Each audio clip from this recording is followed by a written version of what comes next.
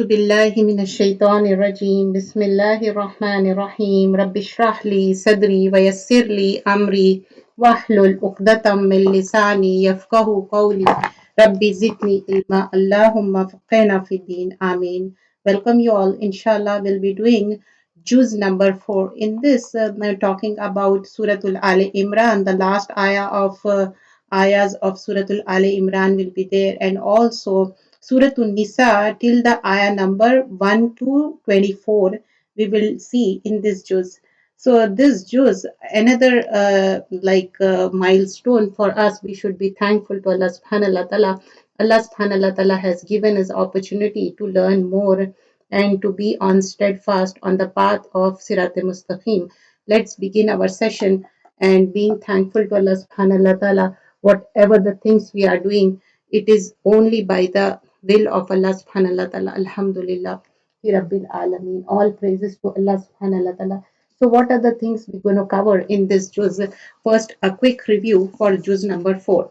As I mentioned before, like few things about this juz, what are the things we're going to see? Like we are doing the summary of it. We are not going in detail because for the detail, Talimul Quran clips are there on Ilm Quran for All Bayan. That's the channel name, and you can refer on channel YouTube channel, Facebook, and everywhere all over it's mentioned.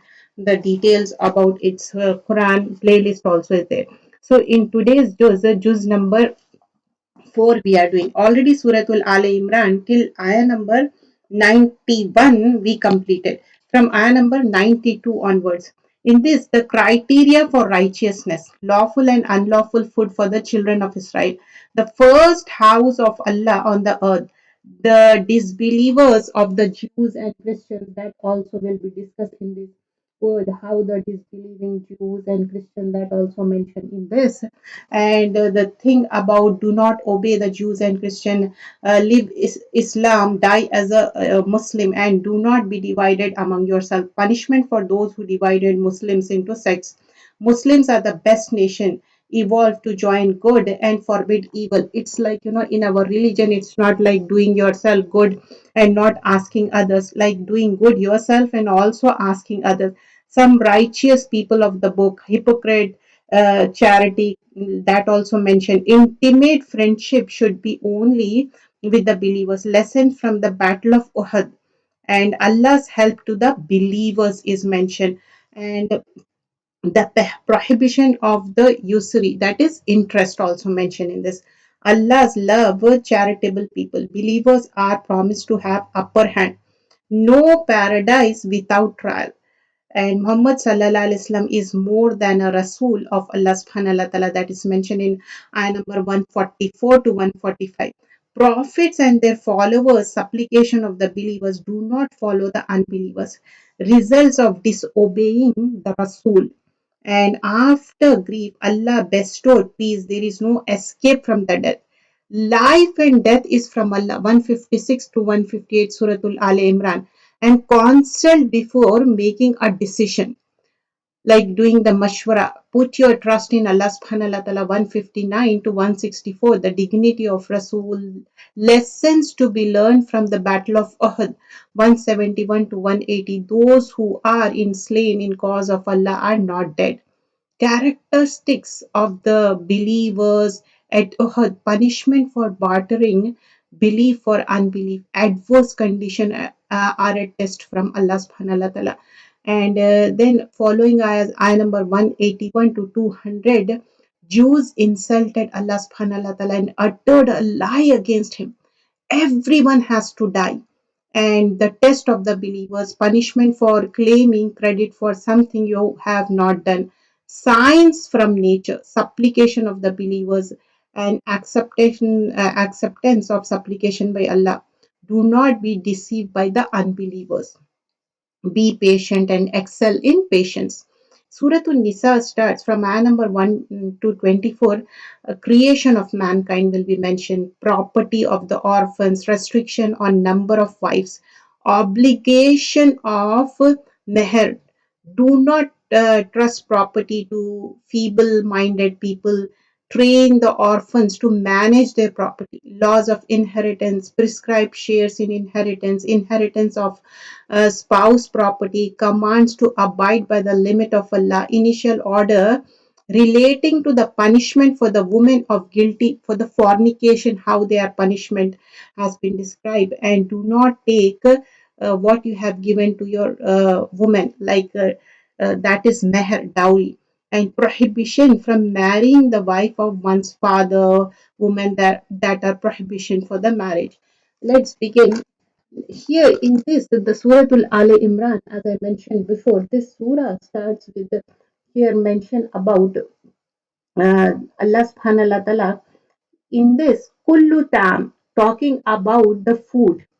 So, the surah begins with the ayah number 92, Lan tanalul birra. So, this ayah is so important. In this, Allah subhanahu wa ta'ala mention about what is the righteousness, what is the importance of righteousness, what is actual righteousness means. Righteousness is not like Lan tanalul birra hatta tunfiqu mimma tuhibbun, like wama tunfiqu min shay'in fa inna allaha bihi alim. Allah says righteousness is never, you will never attain righteousness, you will never attain piety until you spend from those things which you love. Whatever you spend, indeed, Allah is knowing of what you do it. Like many people believe themselves to be good. The thing is that when we do something good, then very quickly we begin to feel satisfied with it. But real piety, real goodness is of the person who spends what they love for the sake of Allah subhanahu wa ta'ala. And here bir has been mentioned. Lan tanalu birra. You can never attain bir. And bir signifies ample, extensive goodness, meaning you cannot attain extensive goodness. The meaning you have not done much good until you spend what you love. You cannot reach the higher level of the piety. You cannot reach the next level of the piety until unless you spend the Allah subhanahu wa ta'ala says what you love, what you like, isn't it? That is the key thing mentioned over here, and which is like here mention about the Sahaba Ikram, how they have given their beloved things. Because Allah subhanahu wa ta'ala says, وَإِنَّهُ لِحُبِّ الْخَيْرَ لَشَدِيدٌ in Surah Al-Adiyat, ayah number 8. And indeed, the human being is in love of the money, in love of the wealth, very intense. So when a person spend their money which they love, why they spend it out of love for Allah subhanahu wa ta'ala? Because when you love someone, you spend on them, you give them the best that you have, then such a person receives Allah's love in return. And Allah subhanahu wa ta'ala grant them higher level of piety, of his favor, of Jannah. So, but we think about it, money is not everything that we love. It's not like, we love sometimes our sleep, sometimes, some favorite thing, sometimes our favorite show. So it can be anything. Remember, like, whatever the thing you like. There's a hadith, Anas bin Malik reported that when this ayah was revealed, Abu Talha, Sahaba named Abu Talha radiallahu anhu, got up and he said, "O Allah's Messenger sallallahu alaihi wasallam, lan tanalul birra hatta tunfiqu mimma tuhibbun, and the most beloved of my property to me is the Bayruha garden. So I give it in Allah's cause. So I hope to receive good, but out of it I hope to receive in bir, and to have it stored for me with Allah." And the Prophet ﷺ said, "Bah, bah," meaning this is an excellent, excellent. This is a property that is profitable. Meaning this is an investment that is good. Means from whatever you are spending.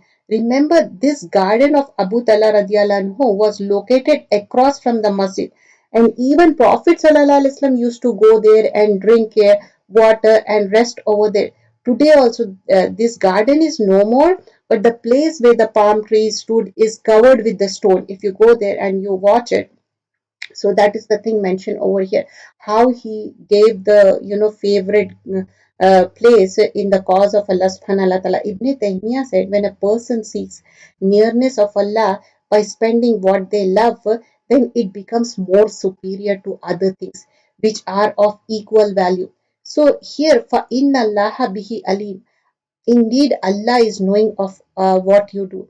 So Prophet sallallahu alaihi wasallam, there's another hadith in which Prophet sallallahu alaihi wasallam said that a slave cannot truly believe until he loves for his brother and he loves for himself good things. لا يؤمن عبد حتى يحب لأخيه ما يحب لنفسه من خير. And we also learn in this, in the following ayah, Lan Tanalul Birra, the first ayah of the Juz number 4, Umar radiallahu anhu, when he got a piece of land in Khaybar, he came to Prophet sallallahu alaihi wasallam and he said, I have a piece of land in which is better than any property that I have ever received. So what do you advise me regarding it? Ya Rasulullah sallallahu alaihi wasallam, what should I do? Prophet sallallahu alaihi wasallam said, if you wish, you can keep it and endowment, meaning waqf, to be used for the charitable purpose. And that is what Umar radiallahu anhu did. He gave that land as a charity on the condition that the land would neither be sold or nor given as a gift in inheritance, and it would constantly be dedicated for good causes. So its yield, the profit that would come from it, it would be used for the poor and emancipation of the slaves, for travelers and other charitable causes. So this is the like ayah number 92. Let's move further. In ayah number 96, talking about the first house, means the first house of, before it was called Makkah, was called Bakka. Indeed, the first house, the meaning for the worship was established for the mankind was one at the Makkah, blessed and guidance for the worlds. So here another objection they raised was regarding the Qibla, that if the first Qibla is Baitul Maqaddas, then why not face it? So it's clarified here at the first Qibla, the first house of worship was always the one which is Bakka. Bakka is another name of Makkah, and it was the first place of worship, the Kaaba, and it was the for Linnas, for all people, and this is the house, this is Bait, it is Mubarak, it is blessed. So this is the thing, and we all go for the Hajj. And Prophet sallallahu alaihi wasallam said, one prayer in the sacred mosque is better than 100,000 prayers anywhere else. So this is the thing mentioned over about the praying over Makkah and Masjidul Haram. Prophet sallallahu alaihi wasallam said, pilgrim, meaning those who go for Hajj and Umrah, they are the guest of Allah. So if they call upon Him, He answers them. If they seek forgiveness for Him, He forgives them. Allah will forgive them. So let's move further in ayah number 98 and 99, talking about people of the book. What are they? Say, O people of scripture, why do you disbelieve in the verse of Allah while Allah is witness over what you do? Meaning, Allah is watching your action, your behavior. Do not deny the verse of Allah. In 99, say, O people of scripture, why do you avert from the way of Allah? They are not only doing wrong, they are averting the people from the way of Allah, those who believe, seeking to make it seem deviant, while you are witness and Allah is not unaware of what you do. So these objections that they were raising all the time, they were not for the sake of truth. They were just making Islam seem deviant. Just they were making the things up. In ayah number 102, Ya ayyuhallazina amanu, again addressing to the believers, ittaqullah. So here, O you who believe, ittaqullah, fear Allah, haqqa tuqatihi, and he should be fear. Wala tamutunna illa wa antum muslimun. Beautiful dua. And do not die except as Muslim. We all make dua, like whether we are making in our own language or whether we are saying in the Arabic, it means the same, like we want to die as a Muslim. Who is Muslim, who is obedient towards Allah subhanahu wa ta'ala, what are do's and don'ts. So meaning leave this world in the state of Islam. And this is something we should ask Allah subhanahu wa ta'ala. Better we memorize the Arabic text, even though we say in our own words, then also such a beauty in the Arabic words. Ya Allah, keep us firm on Islam, and it should be our wish that the last words we say that we die as a Muslim means La ilaha illallah Muhammad Rasulullah, like Kalma Shahada. So we should make it a habit while going to sleep, do the Kalma Shahada. We don't know, like, we may die in the sleep because sleep is the sister of the death. Ittaqullah haqqa tuqati. Fear Allah as He should be feared. This doesn't mean that you become terrified and you leave everything, you never get up from the prayer rug. No, it is not so.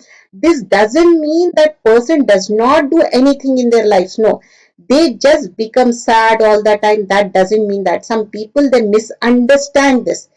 They don't socialize, they don't get married, they don't take care of their family, they leave their job. It's not so. Islam doesn't say that. Don't misunderstand this.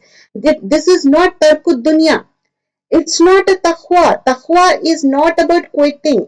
Taqwa doesn't mean the fear of God. Doesn't means fear of God doesn't mean that you leave the things, but leave the things which Allah gets angry about, which Allah gets upset about.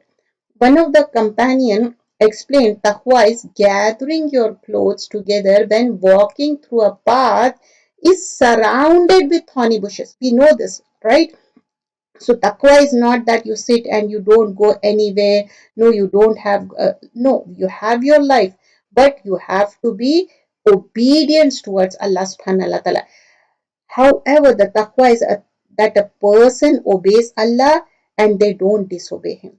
That Allah should be obeyed and not disobeyed, and show gratitude and not ingratitude. And also that Allah should be remembered and not forgotten. What happened? Internet connection. Okay. And why Prophet Sallallahu Alaihi Wasallam said, "Ittaqallaha," like haisuma kunta, means fear Allah wherever you are. It doesn't matter where you are, but you have to fear Allah subhanahu wa ta'ala. And ayah number 103, this talks about watasimu bihablillahi jamia. Hold firmly to the rope of Allah. How jamia, all together. What is the rope of Allah? It is the book of Allah, that is Quran. The Prophet sallallahu alaihi wasallam told, Kitabullahi huwa hablullah. The book of Allah is the rope of Allah, which is mamdudu minas samai ilal earth, which has been let down from the sky to earth, meaning it has been sent from above to connect you with Allah subhanahu wa ta'ala. So hold on it firmly, hold on, spend your life with the Quran. Jamia means together, meaning all together. It's just not proper for a person to hold on Quran, like, it doesn't mean physically holding it. You are learning it, abiding it, and implementing it and propagating to others. First implementation for ourselves, then for the others, and propagating also. Prophet ﷺ said, Allah likes for you three things: that you worship Allah subhanahu wa ta'ala, do not associate partners with Allah, not doing the shirk, that you hold on the rope of Allah firmly, and that you are sincere to your leaders, means those who are like, who are in the religious cause. That's the wala tafarraqu, means do not be divided, meaning instead of bringing one another, like causing fight and causing, like there will be a difference of opinion. It doesn't mean you have to fight. Wala tafarraqu, do not be divided, and remember the favor of Allah subhanahu wa ta'ala upon you. When you were enemies, you brought your hearts together and you became by His favor brothers. So here Allah subhanahu wa ta'ala is saying you were enemies before, now Allah has done the favor on you and now you are together. That is the thing mentioned over here. So, what does it mean that Islam bring us together and Islam teaches us good things, and you were on the edge of the pit of the fire and He saved you from it? Thus, Allah makes clear to you His verses that you may be guided. But remember one thing, it doesn't mean bringing together all the different sects. Never compromise on Tawheed. Many people misunderstand that they compromise on Tawheed. There is no way we compromise on Tawheed. Prophet ﷺ spent 13 years on Tawheed. In Makki period was on the Tawheed. But as for those whose face will turn white, shining, they will be within the mercy of Allah, they will abide there eternally. These are the verses of Allah. We recite them to you in truth. These are the truth, and Allah wants no injustice to the worlds. And then number 111, in this Allah subhanahu wa ta'ala explains ayah number 111, oh, lan yadurru, like they will not harm you except some annoyance, meaning all they can do is just hurt you with their words. They can't actually cause you any damage. And if they do fight you, they will show you their backs, then they will not be aided. And whatever the things they are doing it, yuminuna, ayah number 114 here talks about yuminu billahi wal yawmil akhir, they believe in Allah and the last day, and they enjoin what is right and forbid what is wrong and hasten to do good. This is the thing. In Islam we have to do wayamuruna bil ma'rufi wa yanhauna anil munkar وَيُسَارِعُونَ فِي الْخَيْرَاتِ وَأُولَٰئِكَ مِنَ الصَّالِحِينَ.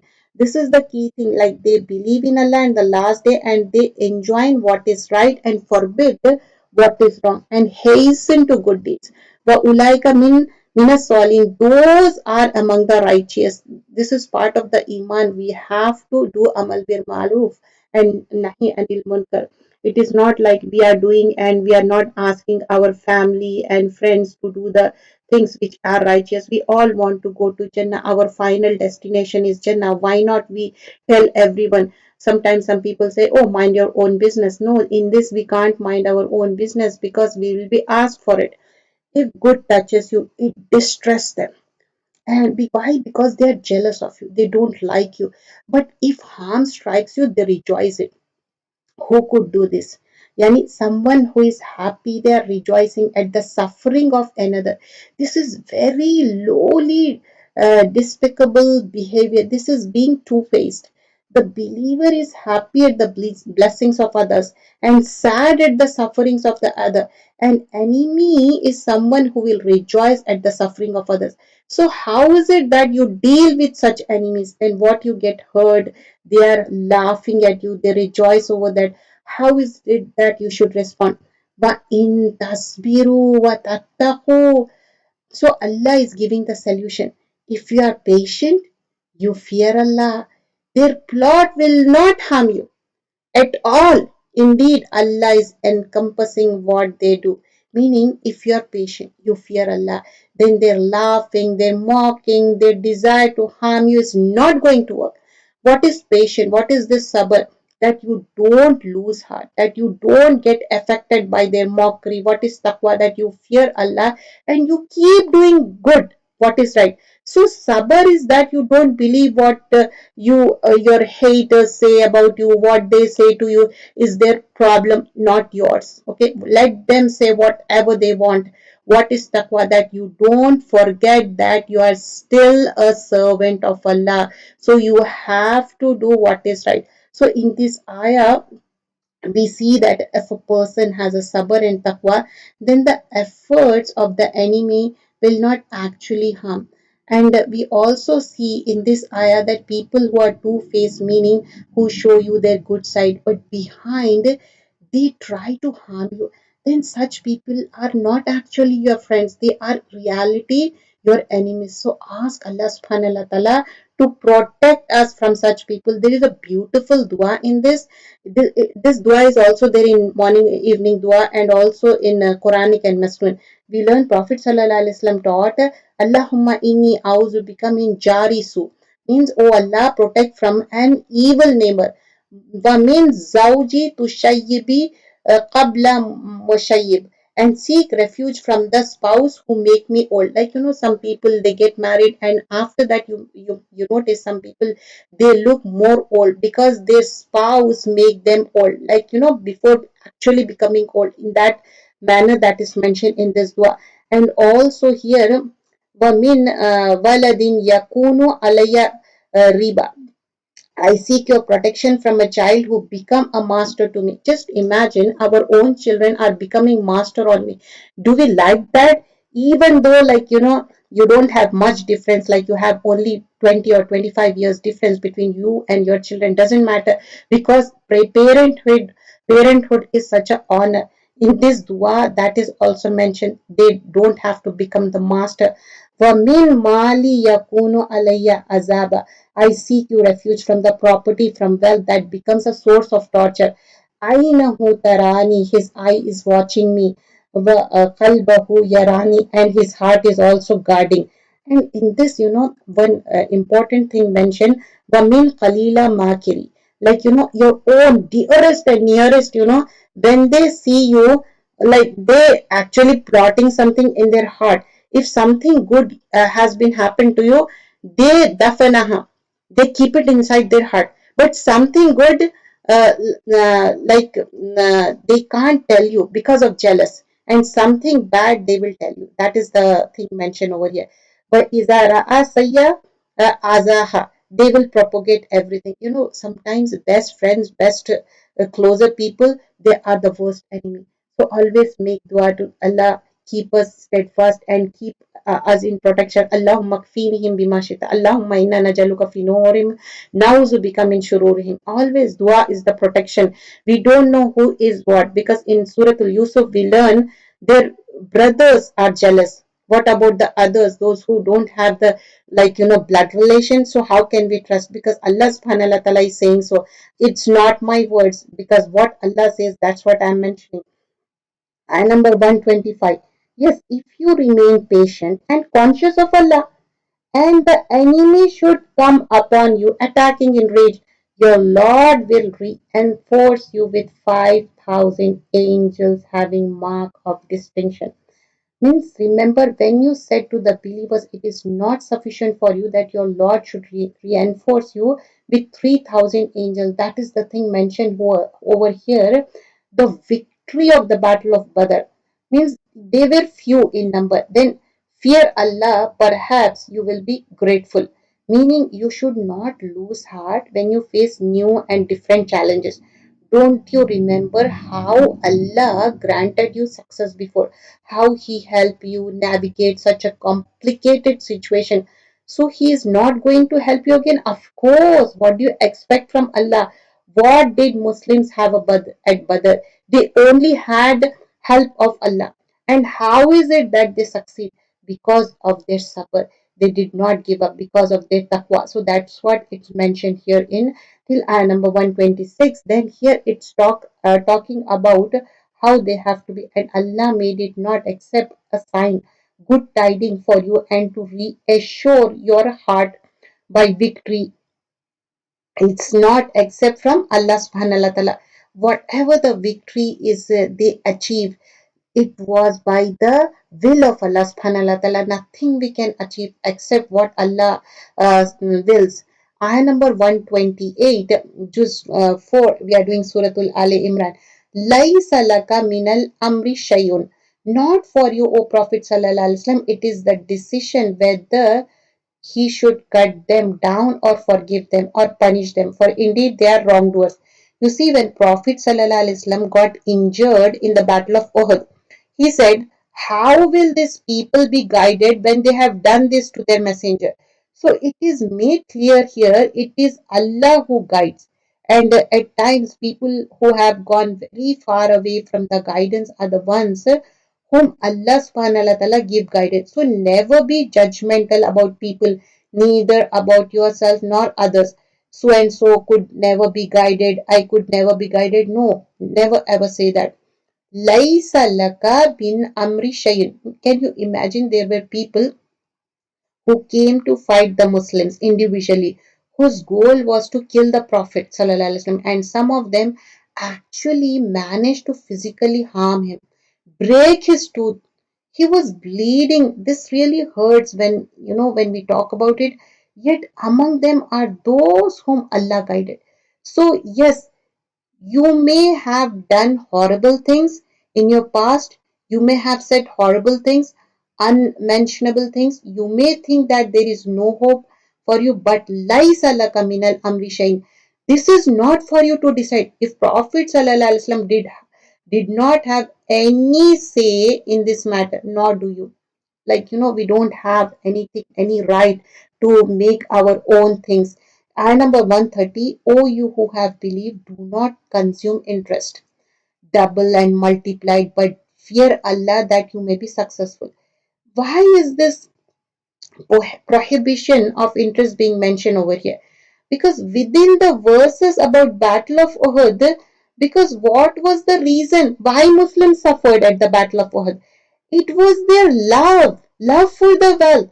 When Muslims saw the enemy had treated and retreated, and some Muslims were already collecting the war booty, those who had been posted at certain position left their position. Prophet ﷺ clearly said, you don't have to leave the position no matter what.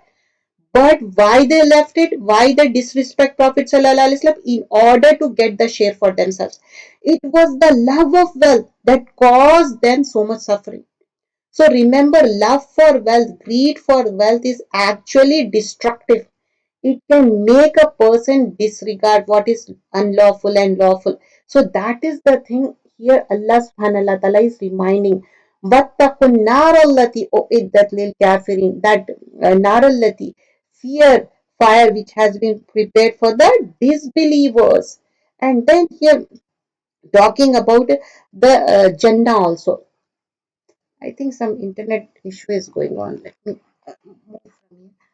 So here talking about how the disbelievers and how the things were with them, and talking about in ayah number 132, like obey Allah and the messenger that you may obtain mercy. But in the following ayah, whenever Allah subhanahu wa ta'ala talks about anything which is scary, then Allah subhanahu wa ta'ala soon after that talks about what they have to do, how they have to be, like how the behavior of a believer should be.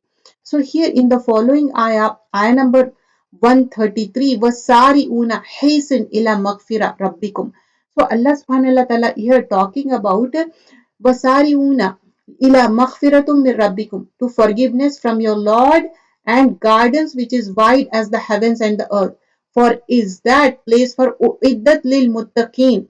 This is the place for the muttaqin, those who are the believers, and we all are the believers, and we want to strive hard for the thing is that we want to strive for the Jannah. So, but who is that the place with the lil muttaqin, prepared for the righteous people?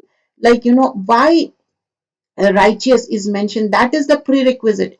Many times, we want to do many good things. What will stop you? Sometimes, laziness, or sometimes you get lethargic, but you have to overcome. Everybody knows their own thing, and before moving further, here in this it talks about, there's a hadith, the distance between two shutters of the gate of Jannah is 40 years. Subhanallah. So imagine if a gate of Jannah is so huge, what do you think about inside? Subhanallah. This also is very important. Allazina yunfikuna fis sarrai wa darrai. Ayah number 134, Suratul Ali Imran. Those who spend in the cause of Allah, when during ease, during the hardship, means spending for the pleasure of Allah subhanahu wa ta'ala is mentioned over here. The first quality that is mentioned is yunfiqun, that they spend because the love for wealth is intense in people. And when a person spends for the sake of Allah, it really shows their love for Allah is greater than the love for the things. You see, there are people from Allah here, there are people whom Allah subhanahu wa ta'ala has given lot. So if they give a lot, so like, if they give from it, so it's good for them. So they give in yusr and usr, like when they have the hardship, when they have the ease, still they are giving it. And they are like, there's a hadith, Prophet sallallahu alaihi wasallam advised Asma radiallahu anha, like, do not be retentive, do not be greedy, and that you keep counting your money and you keep in safe in your wallet. Do not do that, because that then Allah subhanahu wa ta'ala will treat you in the same way. Like, if you keep counting and giving that, so Allah will give you in that same way. That's what it mentioned here. And the key thing in this ayah is wal kazimin al ghais, and those who suppress their anger. Kazimin al ghais, and ghais has different way of anger. This is the highest level of the anger. And wal afina anin nas, and they pardon people. It's not easy. Those who suppress their anger and pardon people, they forgive people. And if you see the afina, the meaning of the afina, they forgive people, there is no marks also, like, completely wipe out. Have you ever seen, like, your kitchen counter is dirty, if you wipe it out with the Clorox and anything you use it, that completely stains also gone, means it's completely removed. You're not even reminding, okay, you remember, I forgive you. No, not even that. Forgiving. Wallahu yuhibbul muhsinin, and Allah loves the doer of good. Jannah is for such people, who those who discipline their desire, their ego, their anger. The Ghazibin al Ghais are those hearts are filled with anger, but they exert tight control over. Just like a bottle is full to brim, you seal the mouth. You don't let the water spill out. Just like that, when the anger is bubbling inside, Kazam is to keep tight control over it. Not let it explode. When a person is not able to control their anger, then there is a sign of their spiritual and emotional weakness. It can even be an illness, because remember, uncontrolled anger has a very negative impact on a person's physical health, on their mental health, on the relationship also. It's not an easy thing. You have to try hard and make dua. Suppressing anger, Kazimin al Ghaiz, this doesn't mean that a person is not allowed to express themselves. Suppressing anger means not expressing oneself is in an aggressive way, because remember, there are always better ways of communicating. Suppressing anger means finding a healthier and more effective way to express yourself without losing control, and this requires lot of effort. Those who exert this effort, Allah subhanahu wa ta'ala loves such people. Wallahu yuhibbul muhsinin. Person to person, this varies. Some people they can control. Some people it's really hard for them. They have to strive harder. We learn Hadid, whoever suppressed their anger, even though if they wanted, they could have acted on it. Meaning, they could have shown their anger. They could have acted on that anger, but they suppress it. Then Allah will fill their heart with hopes on the day of judgment. Meaning, on the day of judgment, when people will be afraid, such a person will be calm. A man asked Prophet Sallallahu Alaihi Wasallam, inform me of a deed which will lead me to Jannah. And Prophet Sallallahu Alaihi Wasallam said, do not get angry, and for you is Jannah. La taqdab, not to get angry. We will get angry, but the thing is, the person who can control the anger, that is the key thing. And it is not one day, 2 day. You have to try until unless you get successful in that. It sometimes it may take years. And here in ayah number 140, in yamsaskum qarhun, if a wound touches you, because remember, Muslim had 70 casualties in this battle. If a wound should touch you, there has already touched the opposing people a wound, means that is similar to it at Badr. The Mushrikeen also lost 70 people. And these, days of varying condition, we alternate among the people, meaning things don't always remain the same for everyone. Why?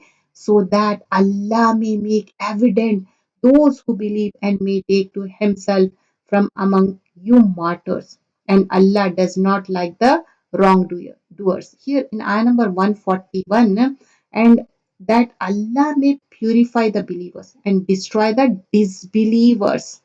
So the thing is that the trials purify a person. Trials prepare a person for a bigger challenges. The more challenges in the like life, Allah prepare you. If you do with the patience, inshallah, you will be steadfast. We all have to go through. hasibtum an tadkhulul jannah. Very beautiful ayah.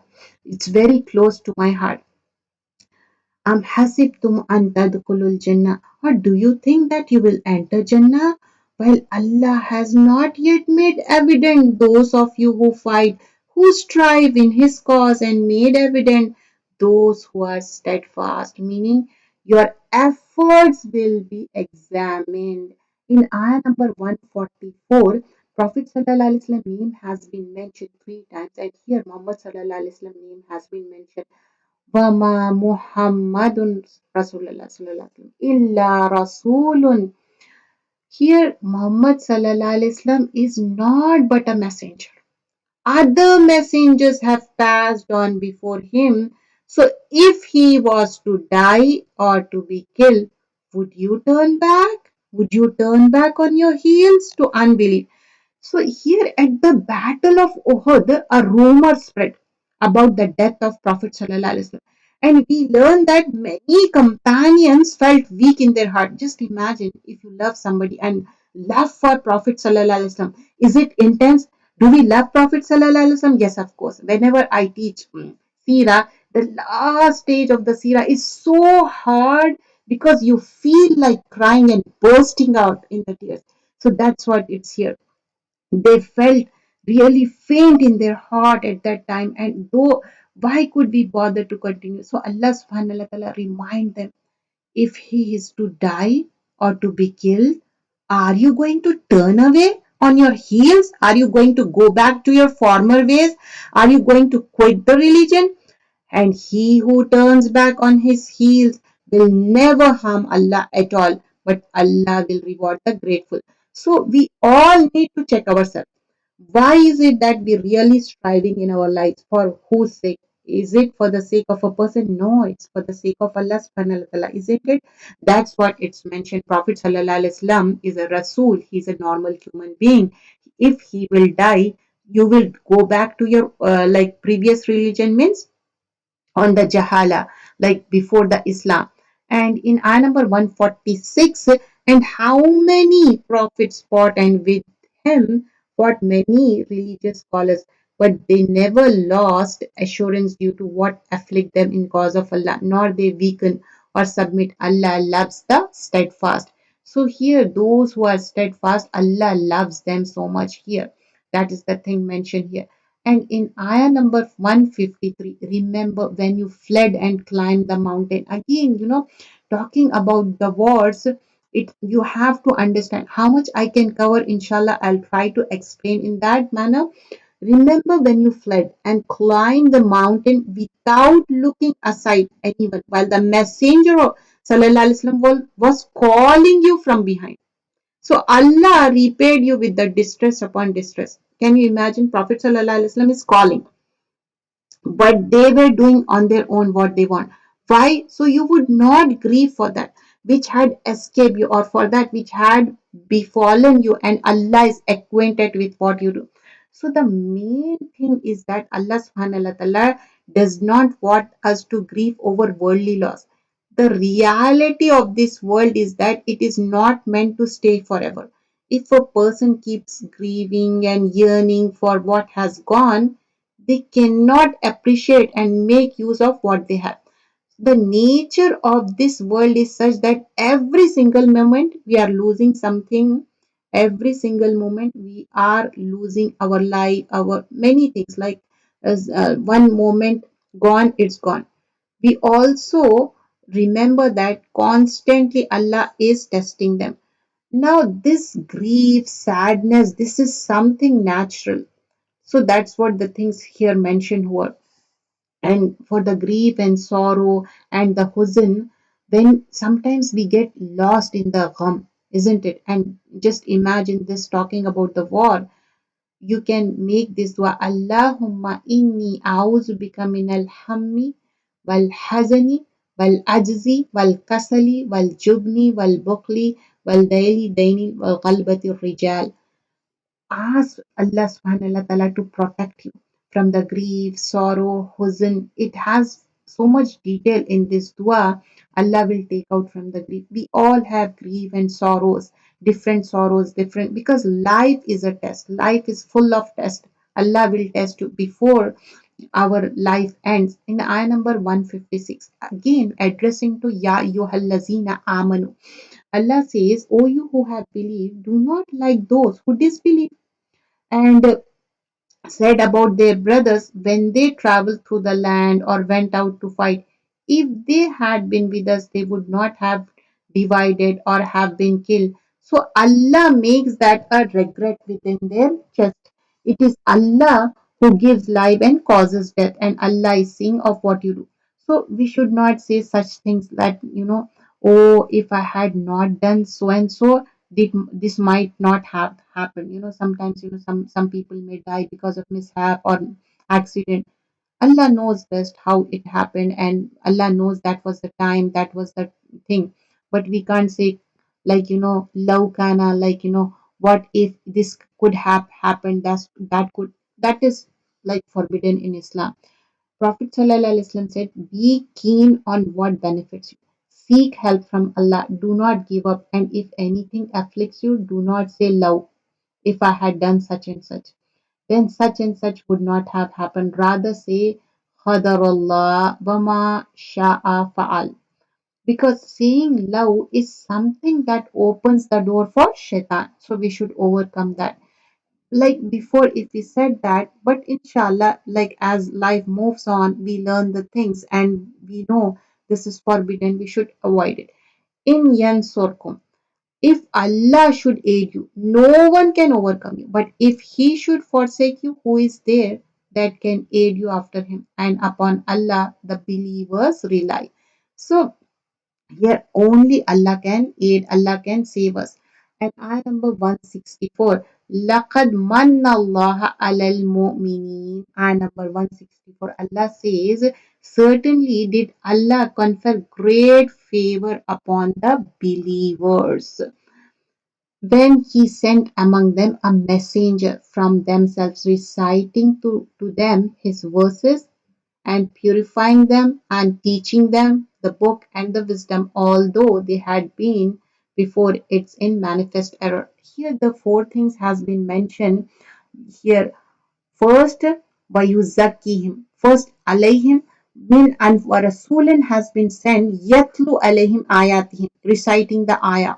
وَيُزَكِّيهِمْ and purifying. وَيُعَلِّمُهُ kitab and teaching the book and hikmah. This similar ayah has been also mentioned different places. One of the place is Suratul Juma. We already familiar with it. So certainly did Allah confer great favor upon the believers. He sent messenger from themselves, reciting to them His verses, purifying, teaching them. What is teaching them? Book and wisdom. Although they had been before in manifest error. Subhanallah. Prophet ﷺ didn't just impart knowledge. He didn't just recite the Quran. He also purified the people. وَيُزَكِّيهِمْ. So with the talim, tazkiyah, purification, growth is very important. Remember, sacred knowledge is not just for the sake of information. We don't just study sacred knowledge in order to increase in our information. No, it is for the purpose of improvement. We want our today life to be better than the yesterday, and tomorrow will be more good. A moment is one whose yesterday is better than today, and today is better than tomorrow. We want to improve our life by learning about Islam. And then ayah number 169 and 170, Suratul Ali Imran, وَلَا تَحْسَبَنَّ الَّذِينَ قُتِلُوا. And never think of those who have been killed in the cause of Allah as dead. Rather, they are alive with their Lord, receiving provision. Here talking about one of the first thing we feel for someone who died, like oh, they are dead. But here talking about they die in the cause of Allah. Fi sabilillahi amwatan means when they die in the cause of Allah, they are alive, their Lord receiving provision. Means the Shahid, the martyr, is given provision, sustenance, and reward in the life of Barzakh. Like, when we die in Barzakh, even before they enter Jannah, before the day of judgment. And many scholars they said those who die because of this virus, they also has given the like as a martyr or a shaheed, Allah knows best, because those who die with the problem of stomach, that also is in the hadith. And also this is they are relating to the, you know, when they have this kind of diseases in previous era. So Allah knows best. So here in following ayahs, ayah number 173, those to whom hypocrites said, ayah number 173. So here indeed, the people have gathered against you, so fear them, but it merely increased them in faith. They said, Hasbunallah, sufficient for us is Allah. Very beautifully said, you know. Whenever you are stuck in anything, say Hasbunallah wa ni'mal wakil. Meaning Allah alone is enough for us, even if all odds are against us. Allah is enough because Allah is powerful. Hasbunallah wa ni'mal wakil, and Wanimal, the best disposer of affairs. So we have to recite this dua, and Hasbun Allahu la ilaha illa huwa alayhi tawakkaltu wa huwa rabbul arshil azim. This dua is also mentioned. This is in Surah At-Tawbah, and this dua, any dua you can recite it, and it's there in morning, evening dua 7 times. You have to recite complete tawakkul on Allah subhanahu wa ta'ala. And in ayah number 174, so they return with the favor from Allah subhanahu wa ta'ala. And what is that? And bounty, no harm having touched them, and they pursue the pleasure of Allah, and Allah is possessor of great bounty. What are these four rewards? Nema, Allah's blessing, that was victory. And Fadl is moreover, that was treaties of peace that they made. And the third thing here is safety. And also Raza, Allah's approval is also mentioned over here. And ayah number 180, and let not those who greedily hold what Allah has given them of his bounty ever think that is better for them. Rather, it's a worse for them. They next will be encircle what they held on the day of judgment. And in following ayah, Allah has certainly heard the statement of those who said, Indeed, Allah is poor while we are rich. People of book, they start saying the things which are incorrect. Ayah number 184, then if they deny you, so were messengers denied before you, who brought clear proofs and written ordinance and enlightened scripture. Kullu nafsin za'iqatul maut. We all have to taste the death. Every soul will taste death. And you will only be given your full compensation on the day of judgment, day of resurrection. So who is drawn away from the fire and admitted to paradise has attained his desire, meaning such a person is successful. What is the life of this world except the enjoyment of delusion? Prophet ﷺ said, Indeed, the space in Jannah which is taken up by a whip, like whip like a belt, something too small, a place, an area that is so small, that area in Jannah is better than the world and whatever that is in the hereafter. So it is so important. So we have to strive it hard. And number 186, you will surely be tested in your position and yourself, and you will surely hear from those who were given scripture before you and from those who associate others with Allah.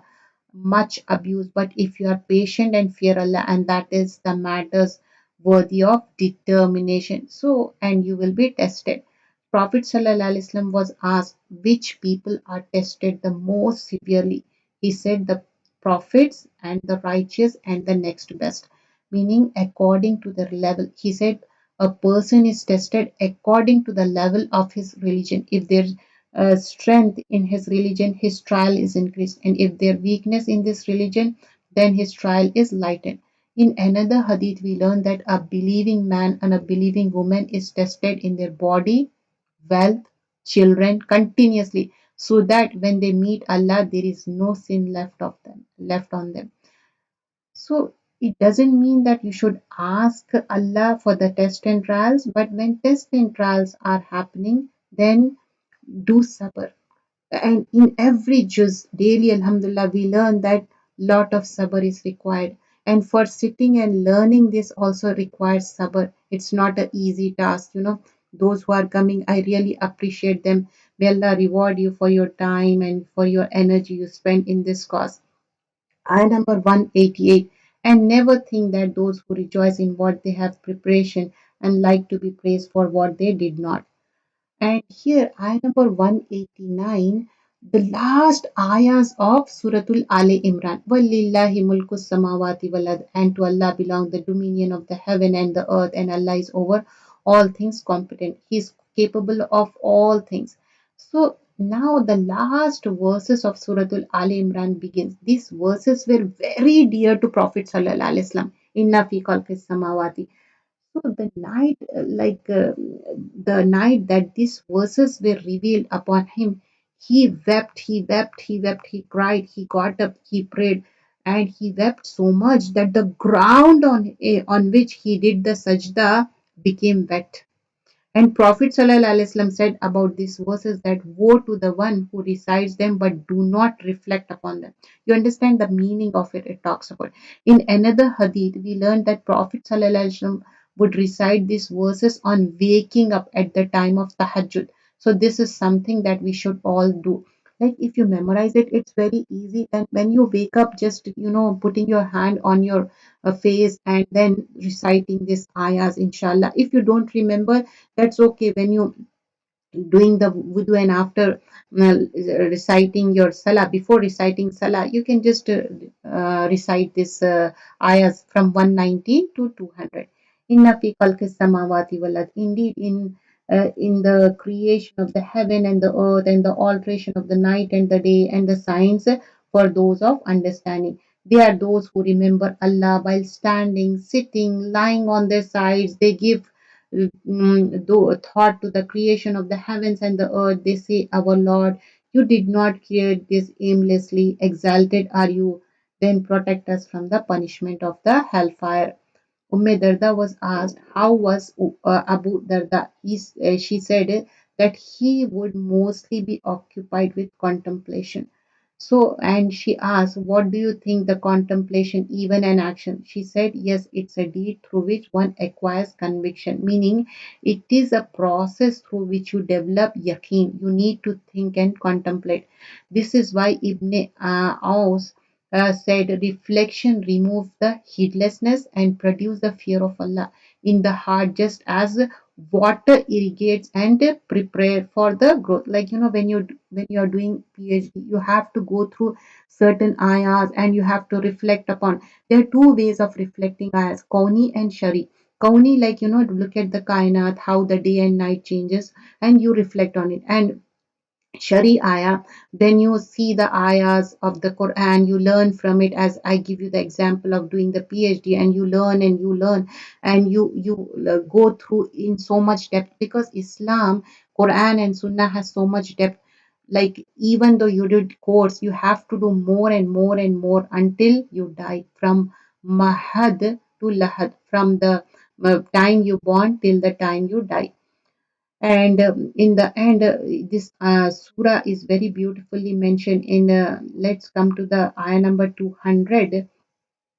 In this, Ya ayyuhallazina amanu, oh you who have believed, isbiru, be patient, don't give up, be strong. And here talking about the patience, sabr. Even the Prophet Sallallahu Alaihi Wasallam very steadfast, but then also Allah Subhanahu wa Taala is consoling the heart of Rasulullah Sallallahu Alaihi Wasallam. Through Rasulullah Sallallahu Alaihi Wasallam, we get consoled, because there is no more wahi, there is no more prophet. When we read the Quran, our heart feel nice and our heart has the peace and tranquility. O you who have believed, Isbiru, be patient. Wasabiru, endure, meaning encourage one another to be patient. Compete in patience and be patient in facing challenges. Don't give up. And Varabitu means remain patient for good work. Stay put, remain steadfast, keep connected, stay together.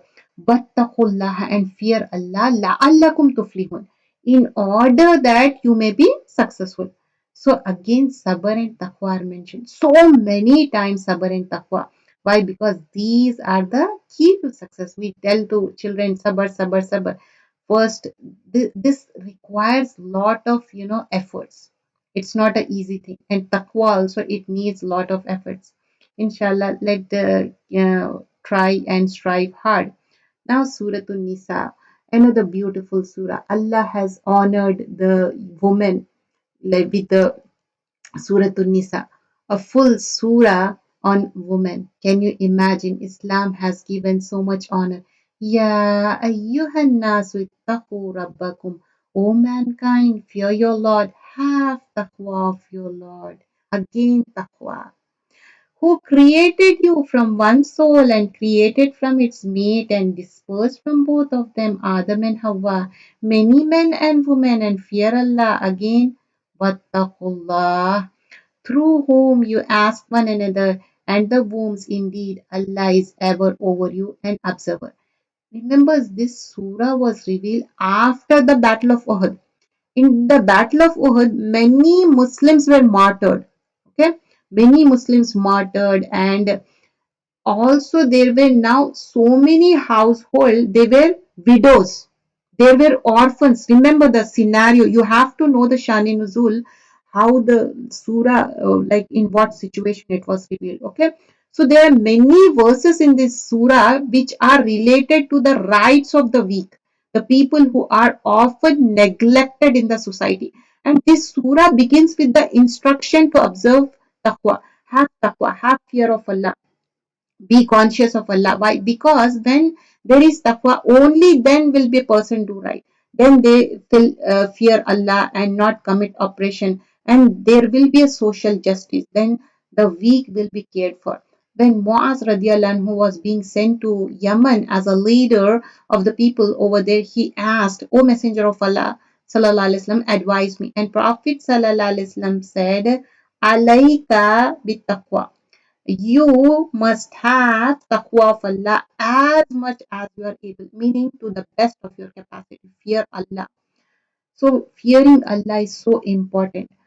And then here talking about the yatim, orphan, and give to the orphans their properties. Do not substitute the defective of your own for the good of their heirs, and do not consume their properties into your own. Indeed, that is ever great sin.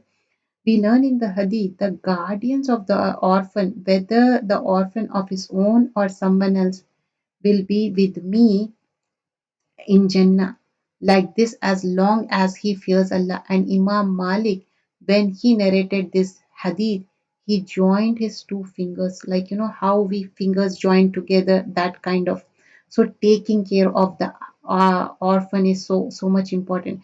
In ayah number 3, if you fear that you will not deal justly, this is very important. If you're not able to deal justly with the orphan girls, then marry those that please you of the other women, two or three or four. This is more talked about this ayah, isn't it? And this is a permission that is being given with certain conditions. Remember that, okay? What are those conditions? But if you fear that you will not be just, remember this, highlight this. If you fear that you will not be justice, meaning between your wives, then marry only one. Circle that. Or thus your right hand possess. That is more suitable, that may incline to injustice. You see, this teaches us that if a person fears that they may not able to be just in certain situation, that they may not able to do the justice with all the four of them. You understand, it has been given the permission, they are allowed to do, but they have to do the justice, they have to have the taqwa of Allah subhanahu wa ta'ala. It has so much detail, but right now we don't have that much time. So inshallah, remember that. And now the, like how the distribution has to be done, that is mentioned over here. Ayah number 7, um, for men is a share of what the parents and close relatives leave, and for the woman is also a share what the parents and close relatives leave. Meaning men get to inherit, and women also have rights of inheritance, be it little or more, regardless of how much the estate is, how big or small its shares become. Women are legal heirs just as men are legal heirs. Nasibam, a obligatory share. So here in ayah number 10 and 11, and then we inshallah we end and do the Maghrib Salah. Indeed, those who devour the property of orphans unjustly are only consuming into their bellies fire, and they will be burned in blaze. Allah instruct you concerning your children for male what is equal to the share of the two females. So the list of things has been mentioned in ayah number 11 and also in ayah number 12. Details has been given there. And ayah number 13, Tilka hududullah. These are the limits set by Allah, and whoever obeys Allah and His Messenger will be admitted by Him to the gardens in Jannah, under which rivers flow, abiding eternally therein. That is a great attainment. And ayah number 17, the repentance and accepted by Allah is only for those who do wrong in ignorance for carelessness. Like, by mistake you do wrong and then repent soon after. It is those to whom Allah will turn in forgiveness, and Allah is ever knowing and wise. What is Jannah and what is ignorance? Ignorance can also be carelessness, that a person does something wrong because they don't know it is wrong or they do not remember it is wrong. But if you ask Allah, like you recognize your mistake and amend your mistakes, Allah is there to forgive you. But you should ask forgiveness and you should acknowledge. You don't have to publicize, you don't have to tell anyone, it is between you and Allah.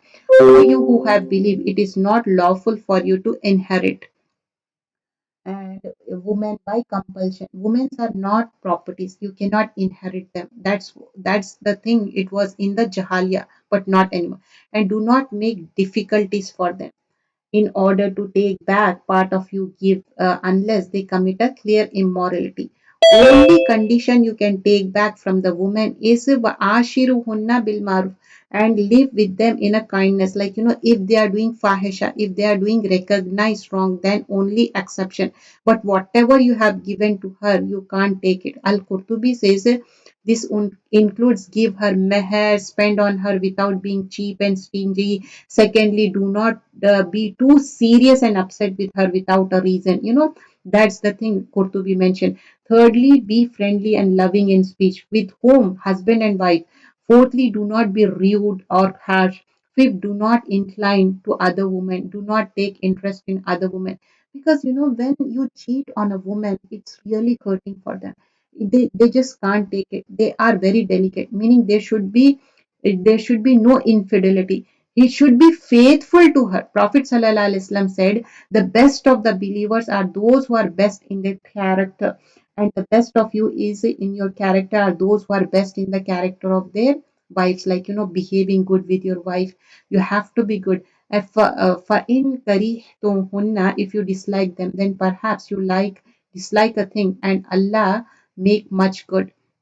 It's quite possible you don't like somebody. It's not a hard and fast rule in a marriage, but compromise is a must. You have to do the things, even though you don't like, sometimes for the children, sometimes for the companionship, because nobody is perfect in this world. So here in ayah number 21, and how could you like it while you have gone into each other?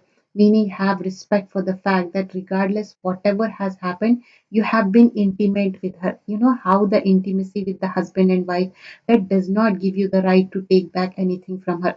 Like, no matter how much you have given her, now she is divorced or she is not with you, don't take it back, because remember and respect whatever the good time you have.